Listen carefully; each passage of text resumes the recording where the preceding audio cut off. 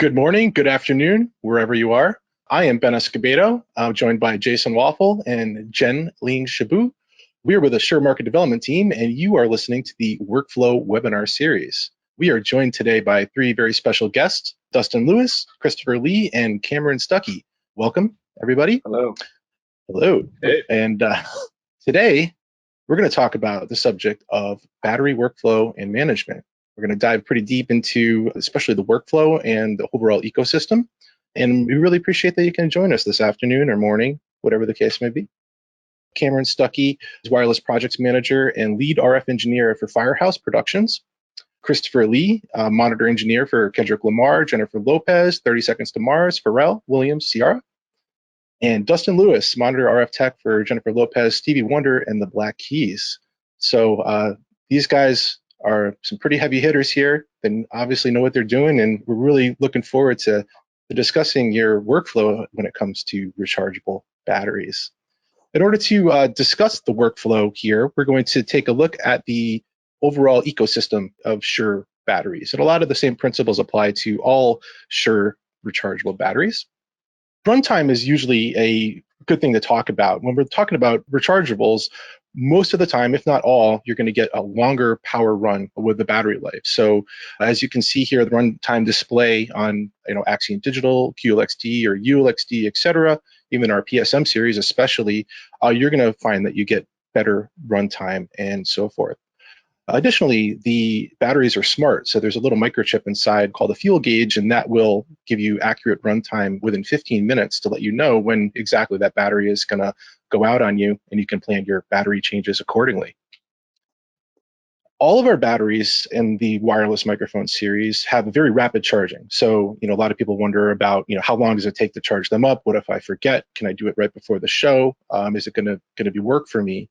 Our batteries charge up in 3 hours or less to 100%. Most of the time quicker than that.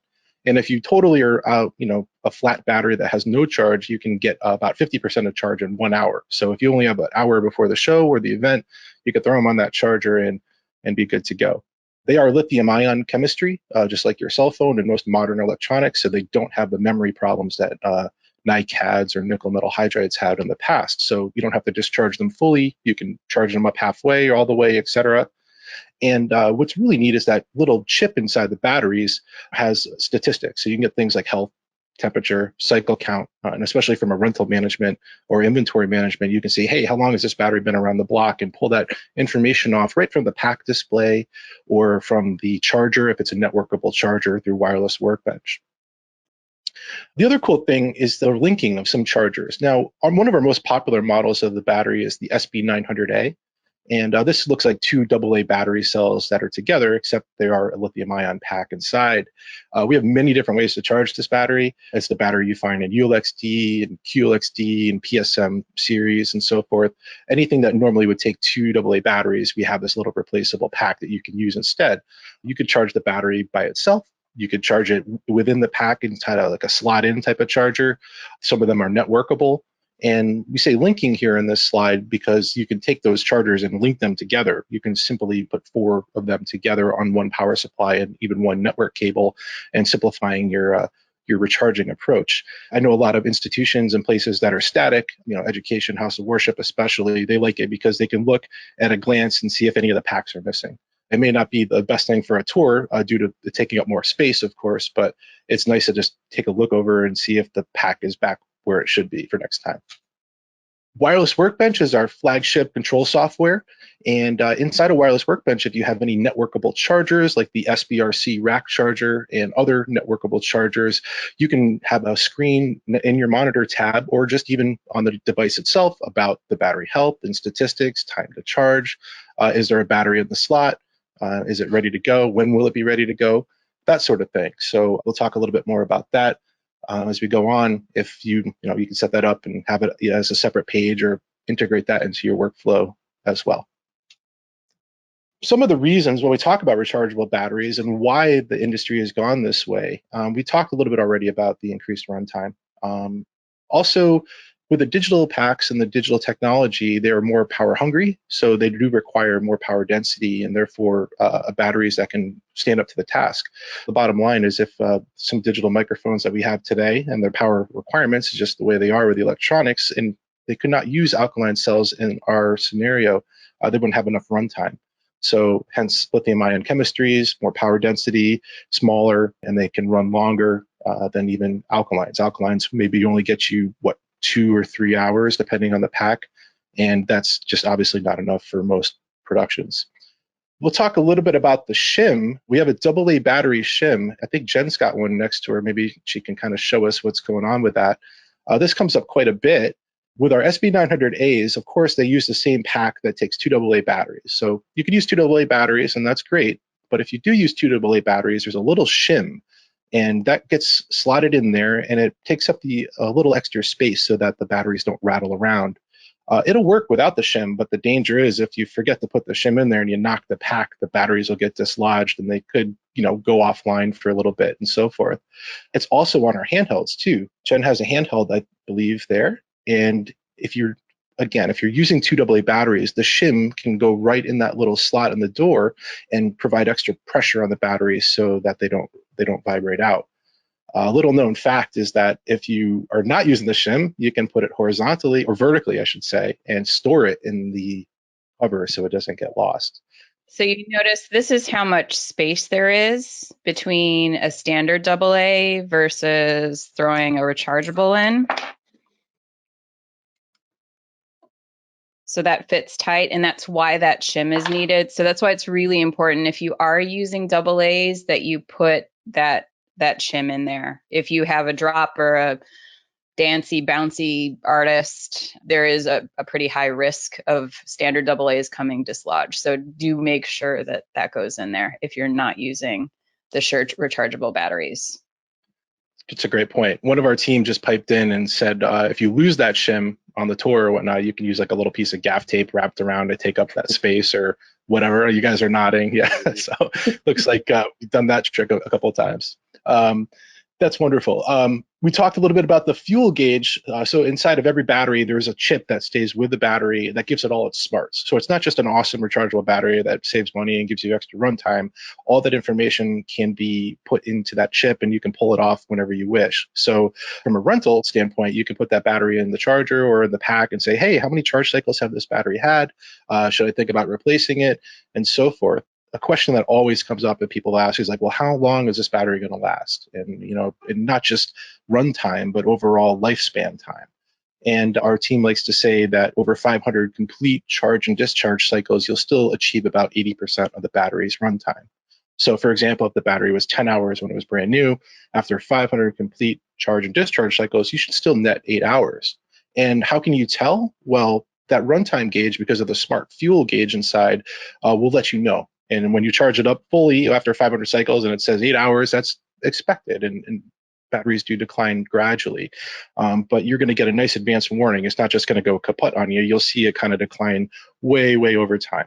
And it's also worth mentioning that this is cumulative. So if you only use half the battery and charge it up, and then half the battery again and charge it up, that's one complete cycle. It's not every time you charge it, it's complete discharge and charge cycles additive that makes up the cycle count for the batteries. So people ask, when should I change my batteries out? And my usual response is, well, if you charge it up fully and that timer on the screen says not enough for your show, then that's probably the time to look at changing them. Another topic that's come up quite a bit is storage mode. So especially right now, a lot of places, if not all, are on hiatus. So if you're not using your batteries for more than a couple months or so, you can park them in storage mode. Our chargers have the ability to park the battery about 3.8 volts, which lithium-ion chemistries like to be parked at. And if you're not using them for an extended period of time, that will expand the longevity of your battery. Under normal usage, it's okay if you leave them fully charged or fully discharged for maybe a month or two. That's not a huge deal, but if you really know that you're not going to use them for a while, you can put them in storage mode and extend the life of the battery. Actually, when they're shipped around the world or to where their destination, storage mode usually is, or that voltage is where the battery is parked, and just based on lithium-ion chemistry, that's where they like to be. Jen brought up a great point earlier about frequency diversity. So, I mean, with frequency diversity, which is a Shure kind of feature that we all know and love, basically we have transmitters that operate on two frequencies at the same time. You can imagine that's using almost double the power because we're transmitting dual power on the same transmitter at the same time. So with that technology, which we introduced, I believe, Axient Analog, and that was also kind of brought to mind that, well, if we're going to use double the power, we need to up the battery. And that kind of nudged the industry, and especially Shure, to make sure that we have enough runtime for these great devices and so forth that are using double the power. Alkalines just aren't going to cut it and so forth. So basically, we've been talking power density, but that's what it's all about.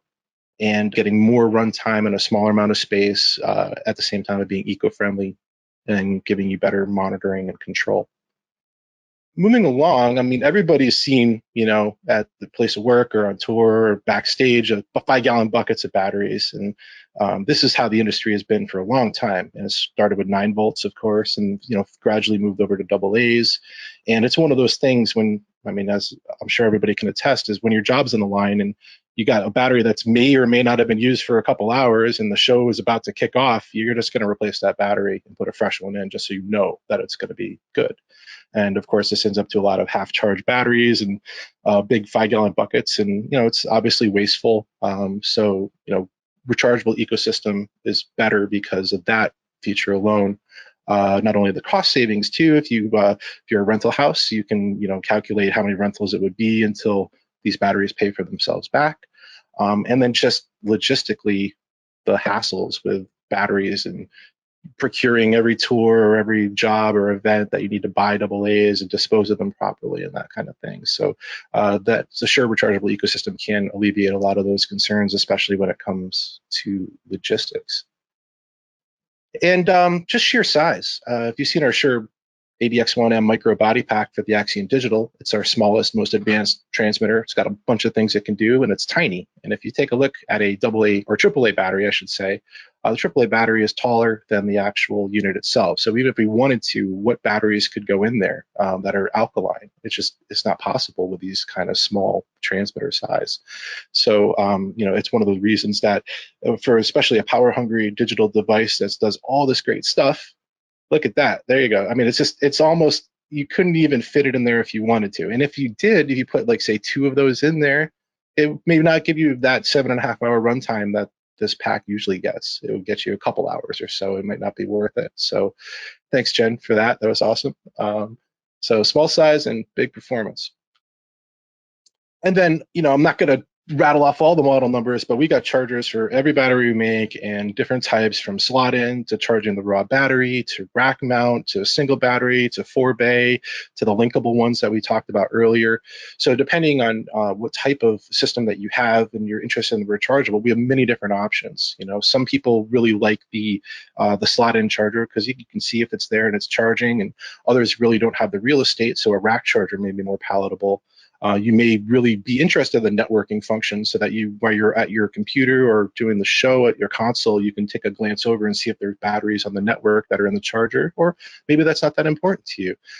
So there are a whole bunch of different options, and for each battery, there's at least usually a slot-in one as well as a rack mount module or a raw battery charger where you can just charge the battery itself, which is great. So again, we welcome our guests here to kind of discuss and listen to actually your experiences with our rechargeable batteries out in the field, because I know this all come up, and I'm sure you've used the alkalines before and now have used the rechargeable system. So how long have you guys been using the rechargeable batteries from Shure? I mean, when did you first start getting like a taste for it? JLo was the first time I'd had a completely rechargeable system that I've ever seen. That was just this last year. Always had like a few rechargeables, but I've still always had to use double A's or whatever. So yeah, it was just this last year was the first time I'd ever a full tour with large amounts of RF. It was all rechargeable. It was great. So you're talking both like microphones and in-ear monitor packs, yes, right? Yeah. Absolutely. Hey, Christopher, how about yourself? think it's been the last 5 years. It started off with Axient Digital, sorry, Axient Analog. Before that was the rechargeables. I mean, only because of, the frequency diversity. And that was probably the first time I really started using the full rechargeable system. Like I say, the first tour that I actually used like in-ears and microphones is probably in 2016. PSM 1000s and Axient Digital. It's awesome. And Cameron, how about yourself? Yeah, same schedule for us. Firehouse, especially on the switch over from UHFR to Axient Digital. All of those systems were purchased with rechargeable batteries. We never went back to alkalines for mics. So that's interesting you bring that up. I mean, the UHFR to the Axient Digital transition, a natural progression. What was that transition like as a rental house and for your customers to say, hey, by the way, I know you've been using AA's forever, or even 9 volts before then, and now you have rechargeables only. What was the transition? Was there like a lot of fear? People worried that the batteries weren't going to perform, or how did it go for you? Certainly, there's a little bit of scar tissue that people have had with the rechargeable batteries that we had to transition out of. But nobody, after sort of even a couple shows, nobody had any complaints or any question with using rechargeable batteries. When you're able to look at the health, when you're able to confidently get an entire meal break to meal break on a single battery, the hesitations went away almost instantly, and the transition was maybe a couple months total, and everyone was happy and comfortable, and then started to prefer them, started to request them. Interesting. And how about Christopher? Your tours and your customers. What was the reason for going for rechargeable? Was it because you have to with the new digital technology, or was there any other like cost savings or things that came to mind from the production staff that would kind of go towards rechargeables? The first push really was because of how AA batteries were draining so quickly. As in-ears started progressing and, technology started progressing, you had more drivers and in-ears, and musicians were having, in-ears with 8, 10, 12 drivers, and AA batteries were just, dying in the middle of a show. And it was almost to the point where I'd had like double packs, for each musician sitting on their, riser, so they can just grab a pack and change in the middle of the show instead of changing the batteries with their tech. And I found, using the rechargeable batteries, I was able to get way more life out of my, my batteries using the rechargeables and getting through a full show.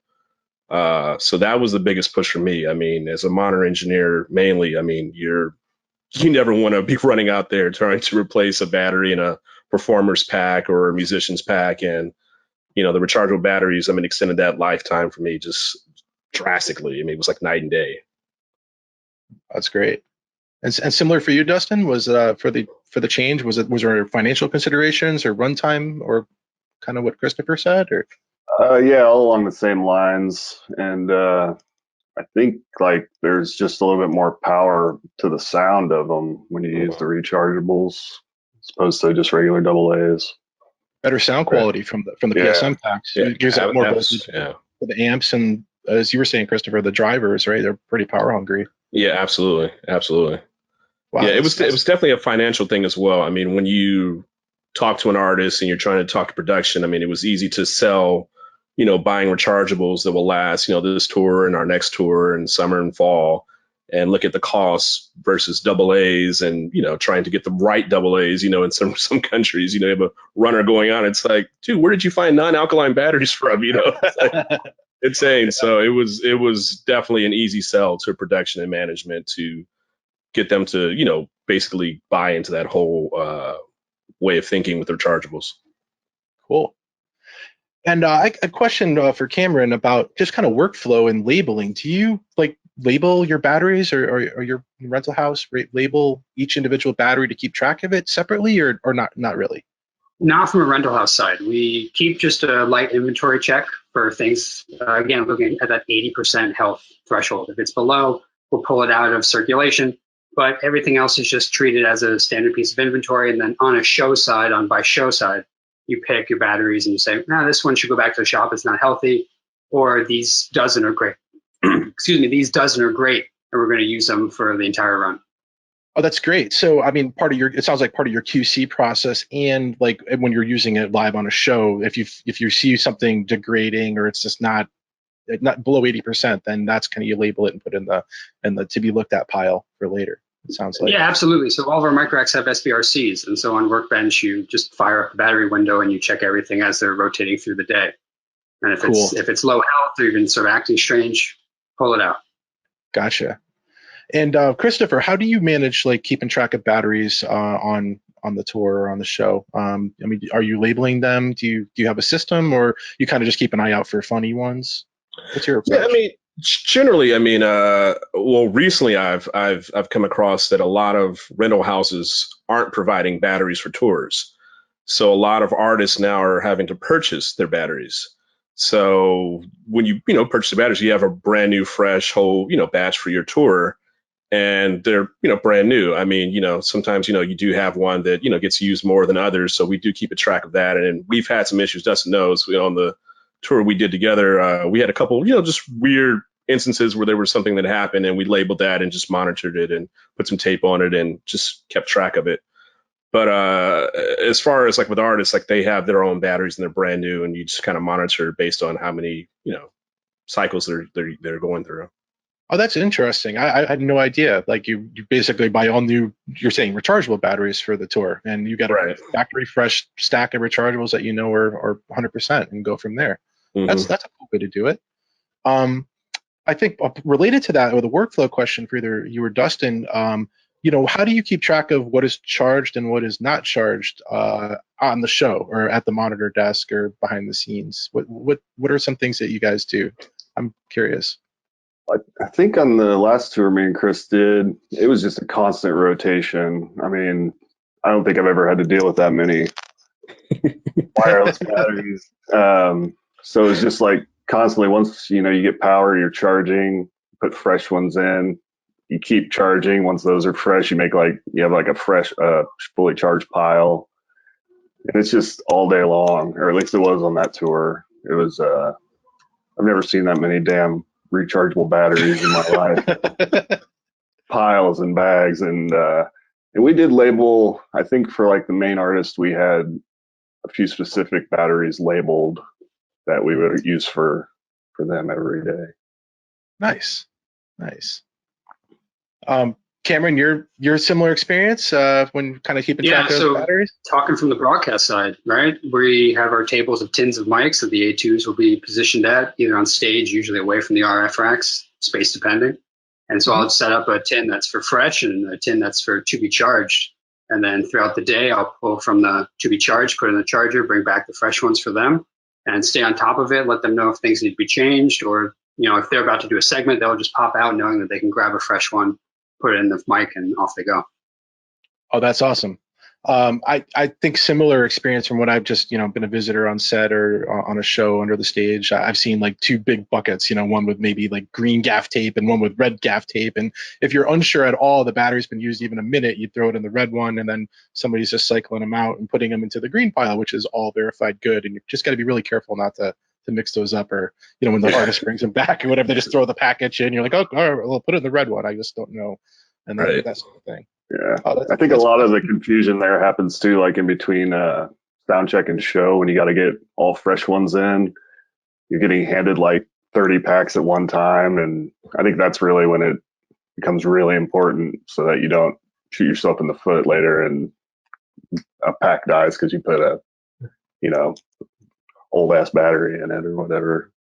Yeah, that would be the worst. I mean, I'm guessing when you power it on, you wait a couple seconds till it verifies, and you take a look and make absolutely sure that that's a charged one, right? Absolutely. I think it's just like when you get people are just throwing them at you after the sound check. You definitely want to make sure that you just give it a second look, even if you're sure that all these are fresh batteries. Sometimes one just happens to get in there somehow. So, always triple check, double, Absolutely. Absolutely.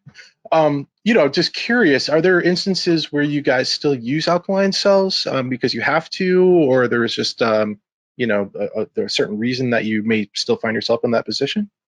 We had to in Europe this last year, didn't we? Because we were using local for the band, I think. And every time a pack ended up sounded weird, Chris would be like, throw a rechargeable in there. It's like, okay, there it is. Yeah. Mm-hmm. Back to the sound quality thing. Yeah. Yeah. I mean, it's all based on circumstances, like I try not to at all. If I have control over everything, I try not to use alkalines at all. Only because, I mean, you get so used to seeing that timer on the display to show you how much time you have left. And when you're dealing with Axient Digital, you're looking at it in real time. It's like, I know exactly what's going to happen to that handheld, and looking at that pack, and that I know what it's going to do. So alkaline is just the world of unknown now. It's the past, and I try to stay away from that as much as I can.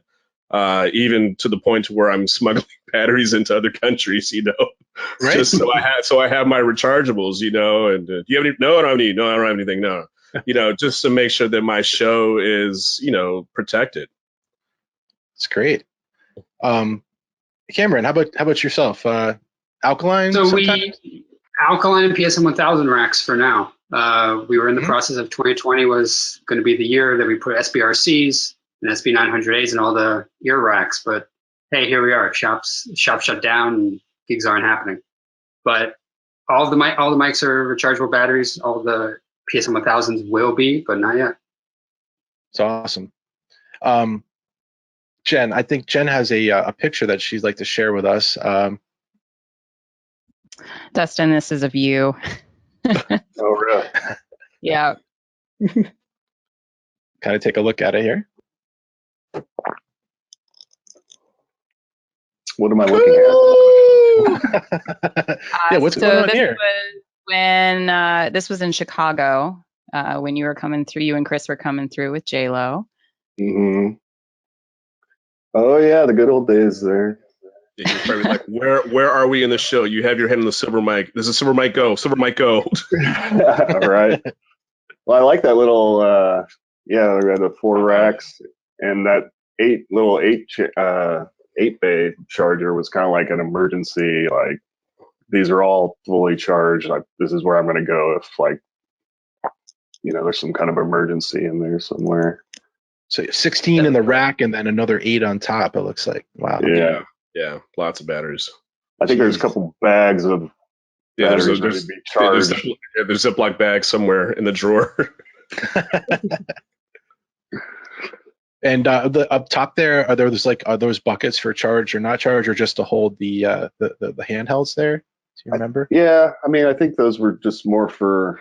They got me some actual metal pans at the beginning of the tour, which ended up being kind of great. But no, I don't think. I think just the ones that were out of our show workflow kind of stayed in the bags until one went down, and then we tape it and move on to the next one. That's awesome. I think I have the same pan. I made some banana bread the other day. And yeah. Yeah. They're pretty perfect for that. Yeah, perfect. And for those, I mean, I think a lot of us know, but there's a side benefit for using the metal pans. If you have transmitters that are powered on, they contain the RF inside the pan and don't let it leak out to the outside world a little bit. So it kind of keeps your exposure and your intermodulation down and that sort of thing. So I can see why. So with that, maybe you guys could talk a little bit about, have you ever had a failure of a battery, whether alkaline or rechargeable on a show, like during prime time, and how did you approach that, or that never happens, I guess? Yeah, right. We try not to have it happen, In a parallel universe, it never happens. Yeah.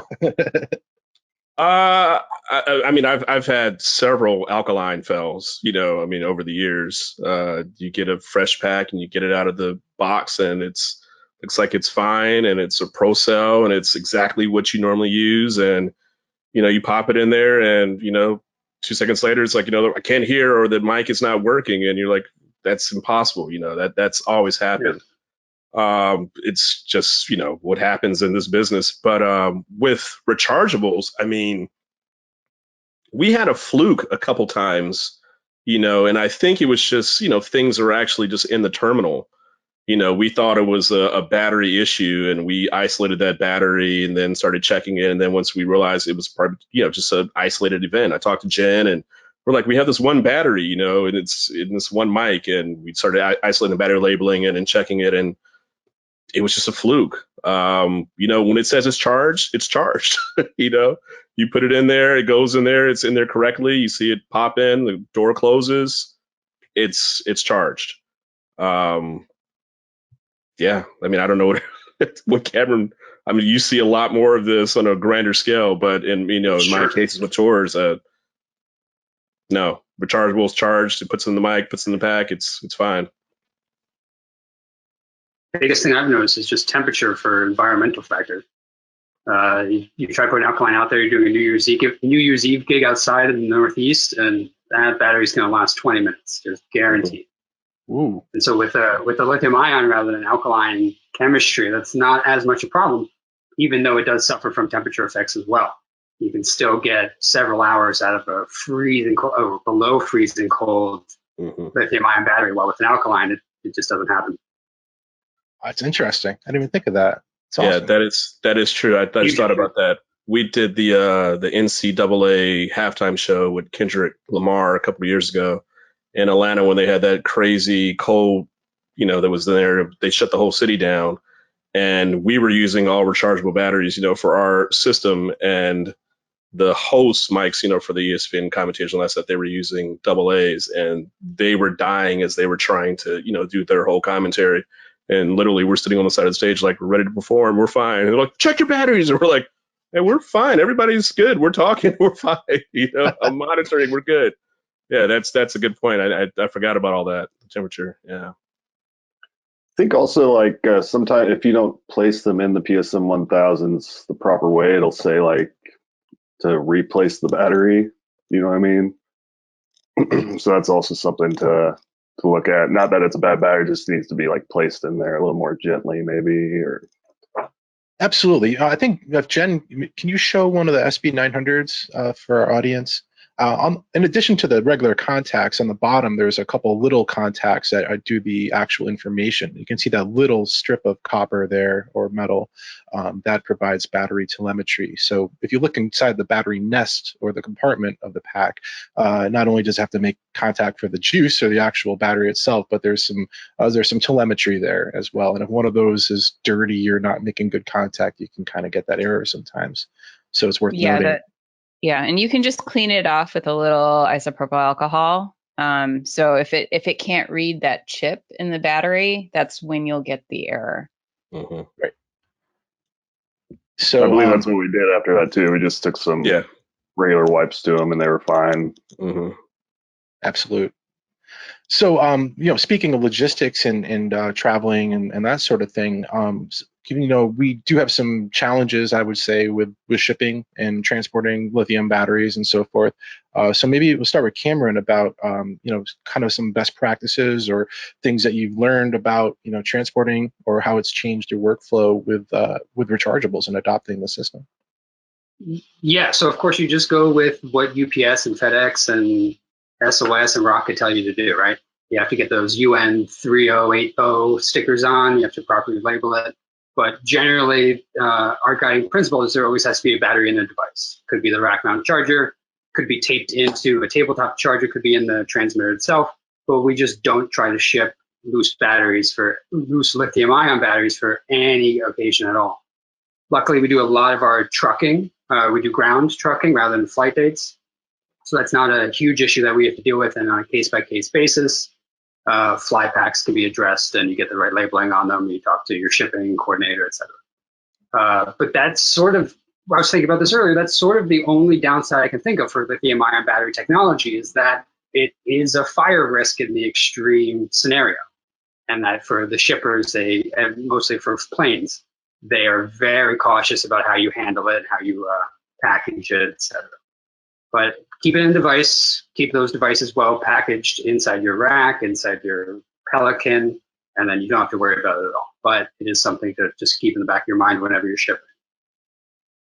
And Christopher, thank you, Cameron, for that. Christopher, same thing with your traveling. Has it altered your kind of approach or how you pack for a tour or how many batteries you need for a tour at all? Yeah, it's always, unknown, especially when you're traveling internationally. You just always have to have some type of, fail-safe, some type of backup plan when you're traveling, because I mean, you just never know if it's going to be confiscated, if they're going to take one part. I mean, I've had a situation where I was in South America and our batteries made it; they were fine, but they took all our chargers. What? So I'm in South America, and I think I called Jen, and I was like, hey, I don't have my chargers. They took all my chargers. The flatbed chargers. I've had them take just the AC, the blocks, from the power, from the chargers, and now I have a useless charger. I mean, I've had all kinds of situations, but I just find that I just have to, inform my production manager, inform my tour manager, talk to whoever our shipping company is if we're doing fly dates, and just package them and label them so they know what they are. We had a situation, Dustin, when we were in Egypt, and we were told we had to separate all our batteries, just like your radios and all that, and separate them, and we had them all in a case. And we're sitting in the airport, and they're going through them, and we're like, please don't take our batteries. We're like, please do not take our batteries. And they're going through them like, what is this? And we're having to explain what it is. I mean, that's the thing. Most people, it's still new technology when the people see it, so they're completely confused. What is this cylinder? What is this little rectangle? And it's just an education process. And when it's labeled and people understand what it is, then it's fine. But I always try to advance rechargeable batteries when I'm going into situations so that I have a fail safe if my batteries somehow get confiscated or don't make it. I've had them where they shipped everything back except for my batteries, and they were told that they had to hand carry the batteries back on a plane. I've had all kinds of situations in different countries. Wow. There's been like 3 or 4 comments laughing about you smuggling batteries, by the way. I mean, it's serious. I mean, I've in the beginning, once I started using rechargeables, I was like, if I have a situation, I can't bring these rechargeables, I'll try just to use AA's. And immediately, my band is like, hey, what's going on, man? What's something's different, man. Something's different. I'm like, oh, it's your same pack. It's your same thing. No, something's different. Something's definitely different, And, you pop that rechargeable battery in, they're like, that's it, Lee. I don't know what you did, man, but yeah. Kudos to you. And it's a significant difference, and I will go above and beyond to make sure that my show runs smoothly. I'm putting them in all kinds of ways. Okay, you take 5 batteries, you take 6 batteries, we're going to figure it out. We're going to get these batteries on the show. So it's important. Wow. The battery smuggler. Always good to have a backup plan. Absolutely. Yeah. Wow. Jeez. Cameron knows. I'll ask him, I'm like, hey, Cameron, do you have rechargeable batteries? We're doing award shows. Do you have rechargeables? Yeah. Okay, I'll go get my rechargeables. Well, right. My favorite would be Chris will just show up with like a 4-space Pelican, just throw it down. And he's like, I didn't bring any batteries today. Exactly. BYO batteries. Yeah. Is there any difference in you guys approaching rehearsals versus the main performance as far as battery care and charging and swapping, or is it just kind of the same system that you guys have with the 2 buckets or that sort of thing? Always a little bit different in rehearsals because they could play for 6 straight hours, or they could play for like 2 hours and decide they want to take lunch, and you're like, well, should I change all these now? And then if they go long, you're like, God, I hope they stop saying everybody's going to start, but his battery's going to start dying. So I think that's just, you never know how long they're going to go in rehearsals is the biggest. Yeah, I mean, generally we try to stretch them out as much as we can in rehearsals, especially just because, you don't need to, change it as much as you would do for a show just out of, fear that it may die. But I mean, with the rechargeables, what you're going to get out of it. We were very confident. There were times, Dustin and I would be in these, marathon rehearsals, and he's looking at me and he's like, change it. I was like, no.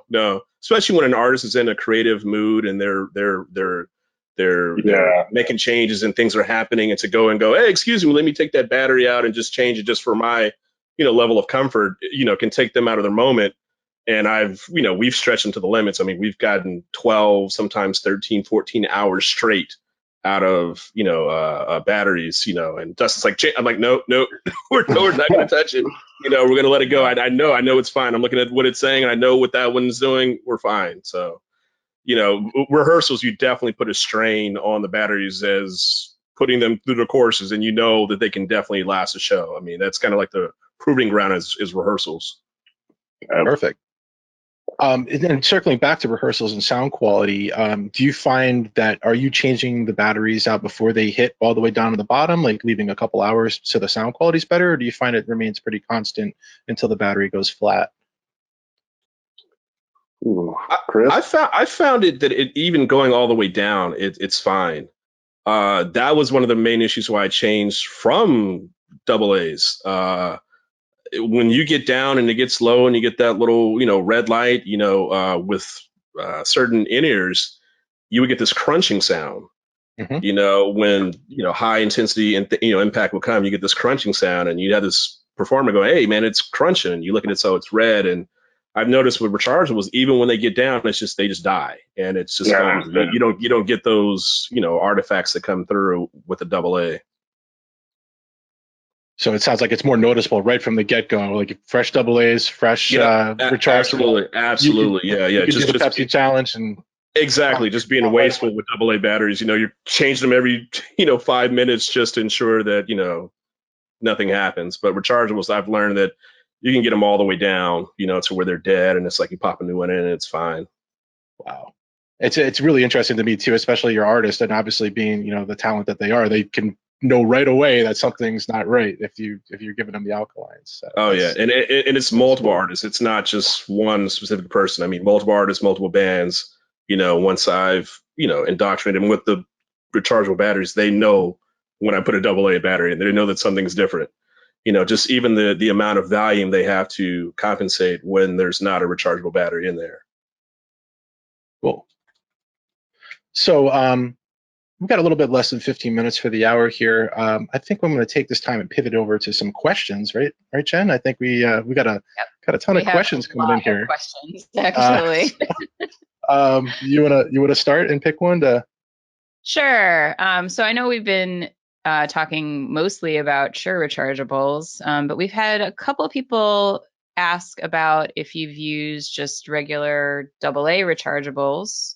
And what your experiences have been like with those, like how you handle them and condition them. Like what's your process if you're using regular rechargeables that you'd buy at regular store, not the Shure ones. Anyone have some comments on that? It's been a while since I've seen those in the field. Probably like 5 years ago, but I honestly, it's been so long, I can't even tell you. Yeah, I mean, in the early days, you had people trying to push that on you, and it's always been disastrous for me. There's always been something to where it either didn't perform to what it's supposed to perform, or there were complications where you had leakage. You had issues where you would put it into the charger and it says it's charging, and you put it in there and it's like, nope. The pack or the microphone shows me that it's not charged. You put it back in their charger and it says it's charged. There's just too many unknowns, with third-party rechargeable batteries. And I know Shure's batteries are going to work, and that's why we use them. Yeah, little contrarian. There's nothing wrong with it, but just make sure that you understand the chemistry of that battery, whether it's lithium ion, whether it's nickel metal hydride. And then in the hardware that you're using with, make sure you get the discharge curve correct. Shure does offer discharge curves so that you get the right battery metering as the voltage drops for each type of chemistry and each type of battery. Other than that, proper care, proper usage, nothing wrong with them. That's a great point. A question came in a couple times, I think, asked a couple different ways. Was the audience was curious about your ratio of batteries to actual packs that you have. Do you have a general rule of thumb of how many batteries you like to have on hand versus amount of transmitters and PSM packs? For Firehouse mics, it's always 2 to 1. 2 batteries for every transmitter, so you can always have something in the charger while something's in the transmitter. And that's a minimum. We'll go up from there, but that's what every mic rack has. That's what I would prefer. It doesn't always happen that way, but yeah, I would definitely prefer to have 2-to-1. Yeah, 2-to-1 is definitely the standard. Sometimes depending on how many transmitters and how many packs you have out there, that number can dwindle down depending on how many batteries you have. Especially on large tours, everybody wants a pack. So you start using more batteries that are allocated for backups than a main pack that's going out. Great. Thanks for that. Another question came up is, are you guys actually using storage mode? All of our inventory is in storage mode, or I hope it is. We don't ever put them in storage mode in between gigs because the turnaround for a rack coming in to rack turning out is an hour, is a few days. Rarely is it a month. So we use storage mode for obvious long-term storage. And how are you doing the storage mode or turning that on? With the SBRCs. Cool. Yeah, I had to go in the warehouse and get the racks and hook up everything to put them in storage mode, once this whole situation happened. But like Cameron said, you normally don't have them to where they're just sitting around forever. But Right. with this, it was like, okay, I need to go and put some of the stuff and properly store it and take care of it. A kind of question came up that we talked a little bit about Workbench and network control and that sort of thing. Have any of you, or are you using Shure Plus Channels, the iPad app, to monitor batteries or other things as as you're on the gig or the job? I have not yet. No, I messed with the software a little bit. I haven't used it on a gig. But Yeah, I haven't used the there's so much happening, to where it's like, okay, I've got the computer, it's working. I don't need to add another device into it. Just maybe more in an install, situation, but on tour, no. Yeah, same answer. I'm the wireless guy. I'm going to turn on an access point? Absolutely not. Yeah, exactly, right? Kind of make your job a little harder. Sure. Cool. Hey, another question came up, I think maybe for Christopher. Does the number of drivers in the IEM molds change the power consumption? Do you find like those esoteric, like high count drivers drain the battery quicker than? Yes. Absolutely. Your JH Audio 16s, your Roxannes, your UE18s, Ultimate Ears, your 64 Audio, A18, STs, those definitely are power hungry.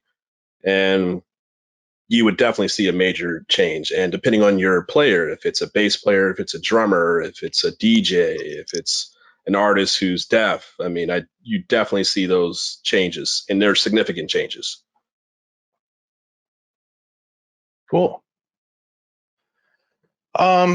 Let's see here, picking through some of these questions. Yeah, so let's talk a little bit about storage mode because we have a few different questions about which chargers for storage mode. So what we did want to make sure that you know is, first of all, the question was whether storage mode is an automatic feature, and it's not, because we never want to do that automatically. So, in fact, if you've used the rack charger, when you put it in storage mode, like all the lights flash while it's in storage mode. So it's really obvious, because we never want somebody to pull a battery out and be like, it's only half, it's at 3 point, like I'm never going to be able to do my show. That would be horrible. Right. So the other thing to keep in mind for storage mode is that it's only accessible through our networked chargers.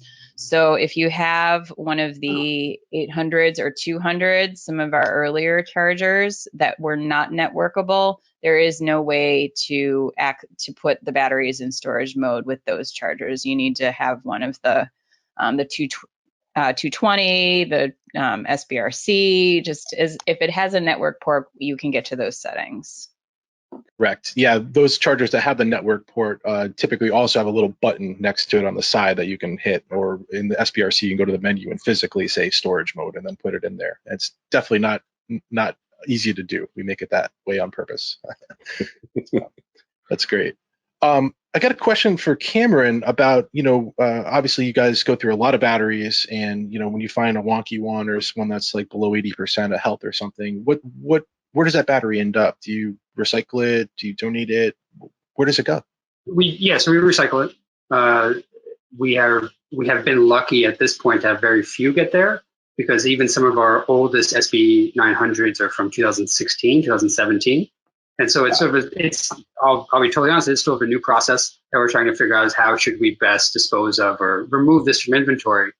Because from the goal is from a show side, you don't want to have 8 microphones go out at once and one of them is burning through its battery much faster, and you have to keep going to that one background singer, or heaven forbid your main talent, your host, et cetera. You can swap out a battery before all of the others go. So you're looking for consistency from a rental side.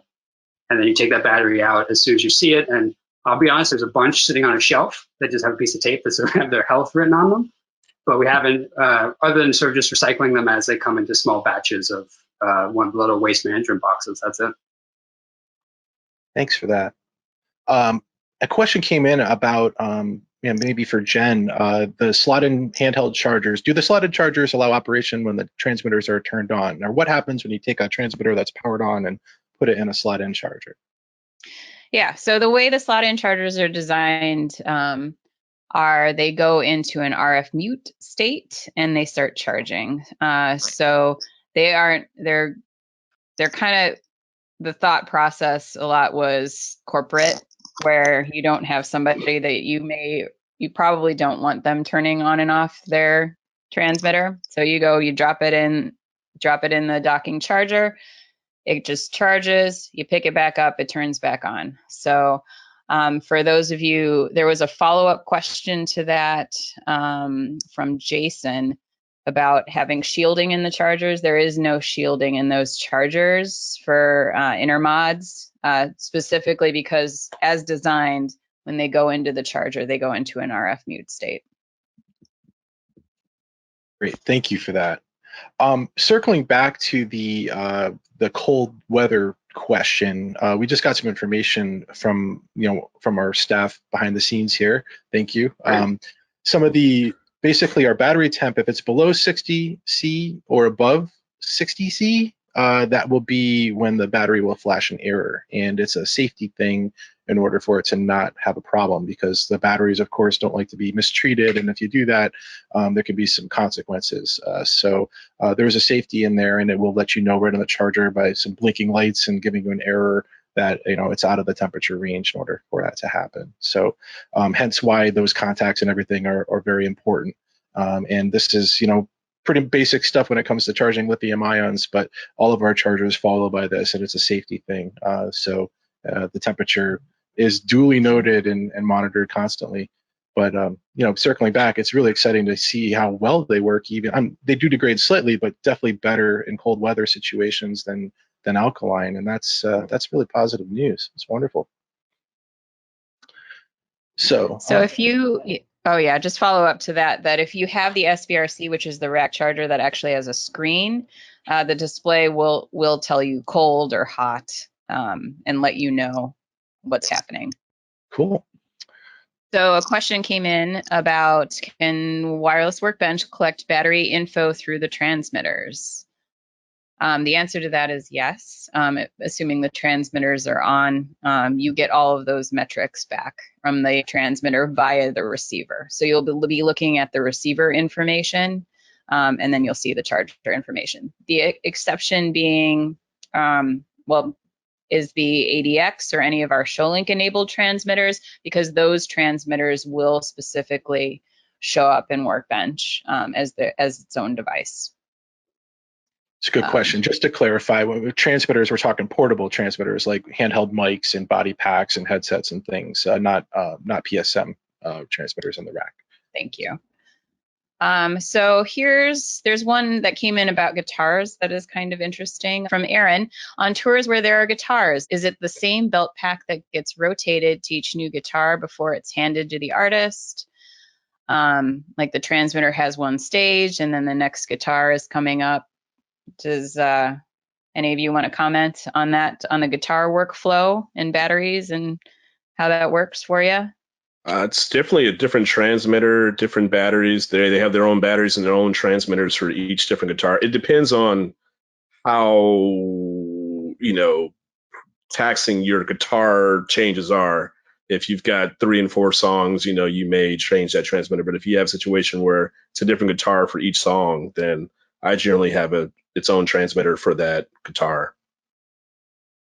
Cameron can definitely speak on. At minimum. So a comment from Kevin Parrish came in regarding shipments, and one of the tips that I asked him if we could share this publicly. So that was fine.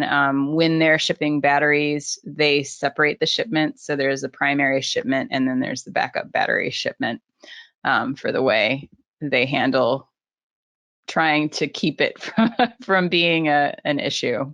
So I thought that was a nice tidbit to add. Yeah, thank you, KP. Thank you. I'll keep that in mind. Follow-up question for storage mode. Can a pack put its own battery in storage mode without just leaving it on for 5 hours? So no, not from a typical storage mode. However, there is a power save mode on the PSM packs and the Plus packs. I think Dustin has used that before. I know that came in handy for JLo. Do you want to talk about that a little bit and how that worked for you? Just that, she had so many costume changes throughout. We had like 4 packs in her quick change, and they could, put the packs on her next outfit. So that wasn't like part of the whole swapping. But when the in-ears aren't plugged into them, they're in power save mode. Basically let us do our whole show almost with full bars of batteries on each pack, since they weren't just sitting there draining themselves for no reason, So yeah, it's a great feature. It's great for rehearsals too. You have a lot of musicians, singers who forget to turn their packs off. They'll take their in-ears, but they forget to turn their packs off, and they just unplug. And it's a handy tool. It's even for the P9HW. It's amazing for that. Before that, the P6HW 9 volts, 9 volts, 9 volts, 9 volts. But I even use the rechargeables in the P9HW, and drummers are notorious for forgetting to turn their packs off. They'll take their ears to go listen to some music or listen to a tune or to go jam, but they won't turn their pack off. So that's a lifesaver. Rodney had a question about battery life for 2 AA batteries. That's actually going to depend a lot on obviously what you're putting it in, and especially if it's a transmitter, what power setting that you're running on. Most of our user guides actually have those listed in them, so you can go reference our user guide for whatever the particular product is that you're working with. Let's see. Another question just came in. In a house of worship setting, they have Shure batteries. They use them about twice a week. Should there be any advice about battery storage? And I think if you're using them twice a week, you're still using them on a pretty regular basis. They're not just sitting dormant for a while. So I'd advise you just to keep business as usual and using them like you normally do. If you're not going to be touching them at all for a couple months at a time or even longer, then storage mode can really help you out. And then it's worth going through the extra motions to park those batteries at that storage mode voltage. A question came in from Joanne about which Shure charger do you like the best? I like the racks. Is it a space thing or feature thing? Yeah, the space mostly. I know like those, we had a couple of those single double chargers, but we ended up just never using them because we needed, the space. And once we got out there and got our rotation going, we didn't really need them anyway. But if you're only using, a couple mics for a couple days a week, that'd probably be great for what she's doing. It all depends on the application. Yeah. Kind of a related question to rechargeables is curious. One of the audience members was curious about what power levels are you operating your transmitters in typically, low, medium, or high? You just start at medium, I think the 50 or whatever. Rarely ever had to do it at 100 unless it's just a really packed RF space, in which sometimes that hasn't really helped because you're just raising that noise floor, and But 50, I think, is a good starting point for me anyway. Cool. I think that's what we're running all of our stuff at out there, right, Chris? Yeah, Like, I mean, yeah, pretty much. I mean, it depends on where it's going and if it's going behind an LED wall and way upstage and way out to a catwalk, way out where you don't have any coverage out there. It all depends on the application. Cool. It varies every day. Cool. A question came in probably for myself or Jen. Can we put the batteries in storage mode through wireless Workbench using the SBC 220? And the SBC 220 charges up those AA style SB 900A batteries, and it is networkable, right? The 220 is, yeah. So it's the 200 and 800 that are the non-networkable ones where you don't have those options. Right. So yeah, the 220, you can do it right from Workbench and click it into storage mode if you wish. All right. I think that brings us to the end of the session here. I want to thank our guests, Dustin and Christopher and Cameron. Thank you very much for joining us and sharing your workflow about rechargeable batteries. It's something that I know a lot of people don't think about, but obviously it has a lot to do with the quality of the show, the quality of the audio, the performance. So many factors go into it. It's easy just to glaze over it as like a unexciting topic, but I think the insights you guys shared today was very, very cool, and everybody got something out of it. That's wonderful. So thanks for that. Thank you for our team in the background doing some fact checking and giving us the information that we need. With that, I think that's it, and we hope you have a great day, and thanks for joining us. Take care, everybody. Thanks, everyone. Thank you. Thank you.